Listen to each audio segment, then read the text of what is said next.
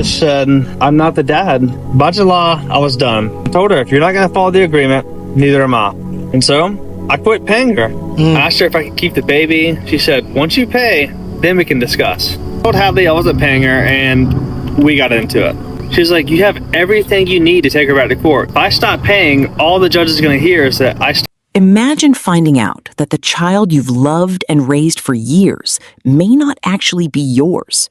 If someone truly wasn't the biological father and had been kept in the dark about it for a long time, it's understandable why they would question whether they should still be expected to carry financial responsibilities like child support.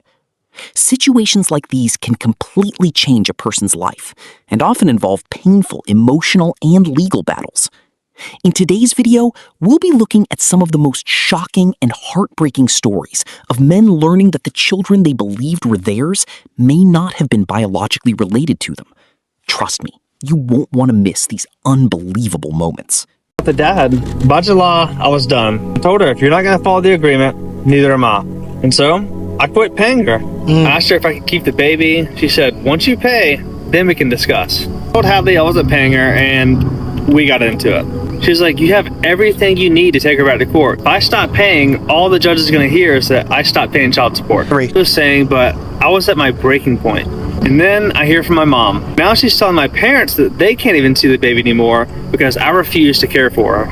Which to Maria, that just means I'm not paying her enough. Yeah. And it's the same thing that she always does. When she can't control me, she goes to my parents because she knows that works. I caved after 6 days and paid her. Just like that, I was allowed to see the baby again.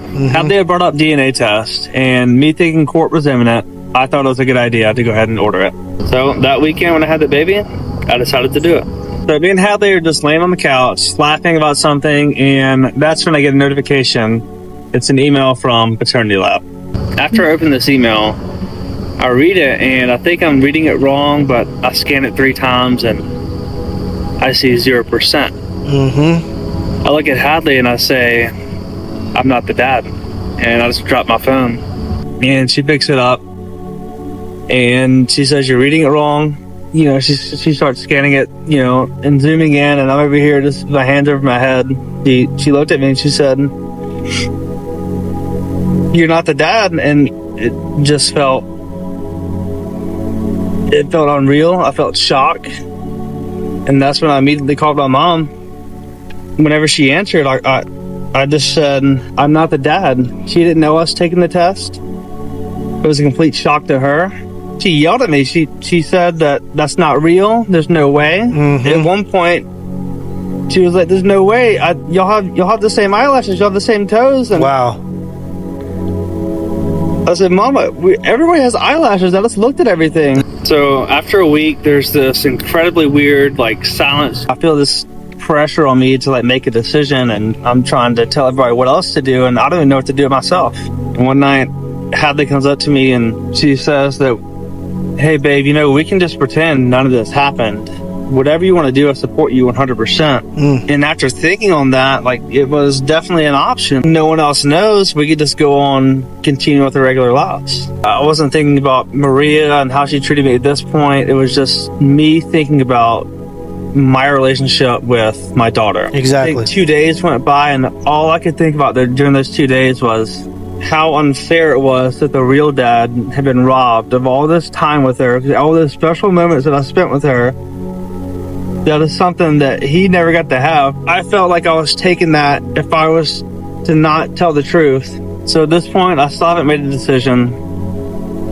My parents still don't believe it at all. I decided to do another DNA test, and I wanted to see the baby and see how I still felt whenever I held her. So everything was fine at first. She was calling me Dada, and just every time she would call me Dad, it just started to eat at me. At one point, I just started uncontrollably crying, and I had to call my mom to come get her. I couldn't do the test that day. So her mom comes and picks her up, and Hadley being Hadley, she calms me down.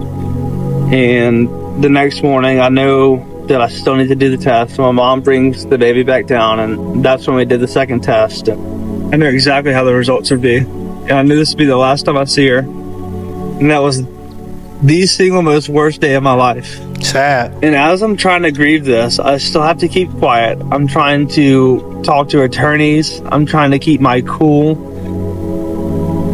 And I still have Maria harassing me and abusing me through messages when I know at this point that it's not my kid. I started telling friends and family, and everybody's in shock. The probability of paternity is 0%. Bro! Isn't that the most insane thing you've ever seen in your life? I hired a lawyer. It's pretty unbelievable that he's the one being confronted here. Based on what's shown, he feels that her decisions are what caused the relationship to fall apart in the first place. Rather than trying to calm the situation down or move on, the constant arguing and confrontation just seemed to be making everything more stressful for everyone involved.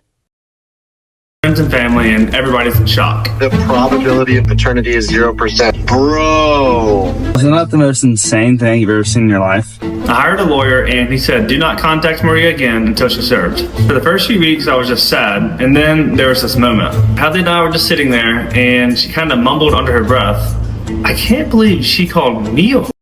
And both of us just started dying laughing. This was the first moment where I was like, what the did I just go through? And then small town people start talking, and I start getting messages like this. I guess all of her friends always knew who the real baby daddy was, but no one bothered to tell me. Wow. And I was pissed. I started looking at this tattoo every day. And she would post this tattoo on her Facebook, and now knowing that her friends knew, I start wondering, were they laughing at me the whole time? Yeah, I started to hate looking at my own arm, and I didn't want the tattoo anymore. It had nothing to do with the baby. It had everything to do with Maria. Hadley suggested that I either get it covered or removed. After some thought, I thought a line through it would symbolize moving on from the abuse, but not forgetting the child that I love. I had no idea. After she was served, I gave her plenty of time because I asked Hadley how she would react if her kid's dad served her with paperwork showing DNA results that he wasn't the dad. And Hadley said I would immediately call him and tell him to get his down here and do another DNA test in front of me because I know they're his kids. But what does Maria do? For the first time ever, she's quiet. So I post my video to my 100 followers to clear my name. I don't mention Hadley's name at all, and I keep the baby's identity hidden. Then the messages start rolling in. Shortly after, I'm served with a restraining order, and they're demanding I take down all my posts. All right, so just when it looked like this story had reached its limit, another unbelievable detail came to light. From what's being claimed, it seems that quite a few people may have known the truth, but no one ever stepped in to tell him. If that's really what happened, it makes the situation even more heartbreaking, because he may have spent all that time unaware, while everyone else already knew. Finding out that you were the last person to learn the truth would be incredibly painful, and that might be the most tragic part of the entire story. Maria's best friend. But then she tries to ruin our lives. Turns out, she's been protecting a secret that she knew from the very beginning. Uh-oh. It started whenever Amanda posted that Hadley lost custody of her kids. Completely false. And instead of fact-checking, she tags Hadley publicly like she's proud of it. Hadley responds kindly and just tells her the truth. Amanda lost it. That's when she started going off in the DMs. Hadley just doesn't respond. And then it gets worse. She starts posting our address online and threatening Hadley. She started sending Hadley her own address and threatening her to show up. And then she actually shows up to a gas station and tries to fight us. Uh-oh. What did we do? And just when we thought it couldn't get any worse, that's when someone called their business. Can we interest you in a fishing charter? Let me say it again, tough guy. Hey, No, bruh. say it Where again. you at, man? Why don't you come find me, man? No, you heard called. when I called you. Say it Heard when I again. called I know. you. Say it again. I just want to be clear. Say it again. So what did you call me again? I called you what you know you are. No. Fucking porch. Oh wow. And what else? Yeah, And what where else? you at? This is who we're dealing with. And it wasn't just Amanda and Hadley's DMs, it was her husband Julian and mine too. Threatening to fight me over a baby that wasn't even mine. She told Hadley that she was going to call the nursing board. She said that she was absolutely coming for her livelihood, and then bragged about making a TikTok just to expose Hadley's personal information. Hadley made one video, not to call anyone out, just to clear her name. I'm ready to address this search bar that's been on all my videos. I did not lose custody of any of my kids, and none of them have a disability. Then Maria says this and sends Hadley a cease and desist, just for defending herself. She never said Amanda's name, not once. But Amanda told her, I'm not going to stop, period. Take the video down. At this point, we stopped seeing Amanda and Julian just as Maria's loyal friends, because it really didn't make sense anymore. Why were they this personally invested? Because we had the court-ordered DNA test back at this time. So why were they still going so hard over a lie? And just like we did with Maria's cousin Michelle, we went full FBI mode. We got quite the laugh out of these. And then we found this one. And that's when we realized that Julian and the guy that everybody's telling us is Maria's real baby daddy, they weren't just friends, they were business partners. We realized that when Maria got pregnant, that man was married with a baby at home. And in Mississippi, if your spouse can prove infidelity, they can take everything. The house, the kids, and the business. So if that ever came out, it wouldn't just be that guy's life falling apart. It would also be Julian and Amanda's too. So that's why they came after us. Not because we lied, because they always knew the truth. They weren't just defending a lie, they helped build it. And they've been trying to protect it ever since. And the deeper we dug, the more we realized this is. Just when you think this story can't get any more shocking, another detail comes out. From what's being described, it appears that several people may have already known the truth, yet no one ever spoke up. If that's accurate, it makes the situation even more heartbreaking, because he may have been the very last person to discover something that completely changed his life. Honestly, knowing that everyone else was aware while you were left in the dark would be incredibly painful. And that may end up being the saddest part of the entire story.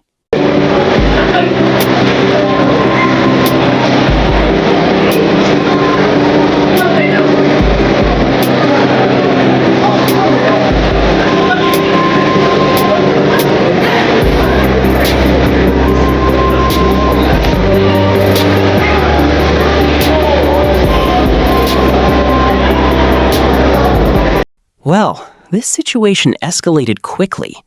Not only did she end up being rejected in front of everyone, but from what's shown in the clip, she could also be dealing with legal consequences after the confrontation.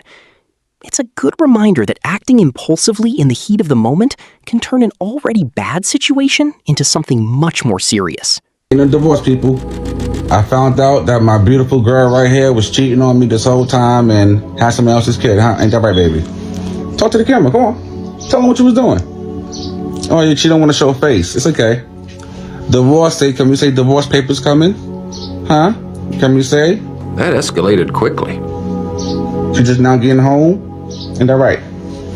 Ain't that right, pumpkin? Yep. So, fellas, if you anything like me, you're gonna be smart and not wife up these kind of women.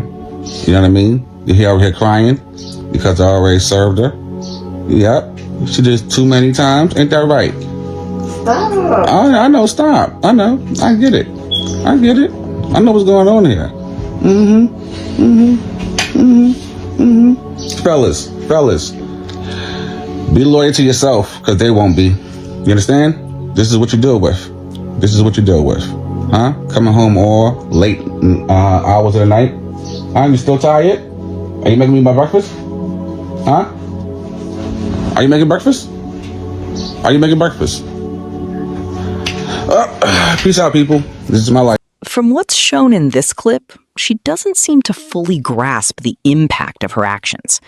Even after everything comes to light, she appears more focused on moving forward than acknowledging the consequences. In many situations like this, the reality doesn't truly hit until someone experiences real consequences, such as the relationship ending or losing the stability they once had. Look! They saying you was on the phone with a man. Bro, I'm gonna call the cops, bro. Yo, stop. Call the cops right now. Call the cops on the bro. Oh, listen, man. He just pushed me. He's trying to push me against that. Like, now you're putting your hands on women? Hold on. Call the cops, bro. He doesn't want to block that home. Come on. Now you talking about we put our hands on you? You try to... This kind of behavior is completely unacceptable. A false accusation can have devastating consequences, affecting someone's reputation, career, personal relationships, and future. That's why evidence, such as video recordings or other reliable proof, can be so important when situations like this arise. Making or threatening a false allegation isn't something to take lightly, because the impact can be life-changing for everyone involved. Girl just found out that his dad isn't his real dad anymore because of my bitter-ass sister. She claims it's for his own good, but in what way is that for his own good? When I found out I was pregnant with my son, I made the logical choice to pick the father that made the most money. His real dad was working at McDonald's for like $8.25 an hour. I don't want that as a man. He was just one of my hoes, and that was that. And I got pregnant, and so I picked the richer dad. And although the richer dad didn't take care of him and hasn't been around, he does pay child support, and he pays a lot, and it pays for a majority of my rent. Well, my sister never liked that, and I finally let her have my son thinking I could trust him. And she tells my son and confides in him that his dad isn't his real dad. And now he went and found his real dad behind my back with my sister. And they are all trying to fight and get my son taken away from me. My son doesn't want to live in my house. We haven't talked in 3 days. I think it's the most miserable. It's completely understandable why the son would be so emotional. Based on what's shown, he spent 16 years believing one man was his biological father, only to have that belief turned upside down. Finding out something so life-changing about your own family would be incredibly difficult for anyone to process. But guys, make sure you stick around, because the final clip takes this story to another level. What? So I decided to get a DNA test on Mika. Okay. And the DNA test came back, and I just found out I'm not Mika dad. Come on, I know you lying. I'm so serious. The papers is right in front of me. Well, them can't be no right papers. How could you do something like this to me? Do what? You know what? I've been in this baby life since she was born. I signed her birth certificate. No, baby. How could you do this to me? She belongs to the streets. I went to her K-5 graduation. I was there. And you laughing and you think it's funny? You playing? No, I'm not playing. This is so serious. Why would you do something like this to me? So you've been sleeping behind my back? What? You had me thinking that she was my baby for 7 years? No, it's too hard to find it. You don't need to worry until you next. Come on now. And I feel like you're making jokes about this whole situation when this is serious. I'm so hurt right now. I can't believe you would do this to me. I was there when she lost her first tooth. I helped her with her homework. There is absolutely nothing amusing about this situation. From what's shown in the clip, her reaction seems completely disconnected from the seriousness of what he's going through. At that moment, he's trying to come to terms with life-changing news after spending years believing he was raising his biological daughter. It's the kind of revelation that would leave almost anyone devastated. If you enjoyed today's video, don't forget to hit the like button, subscribe to the channel, and let me know your thoughts in the comments below. Thanks for watching, and I'll catch you in the next video.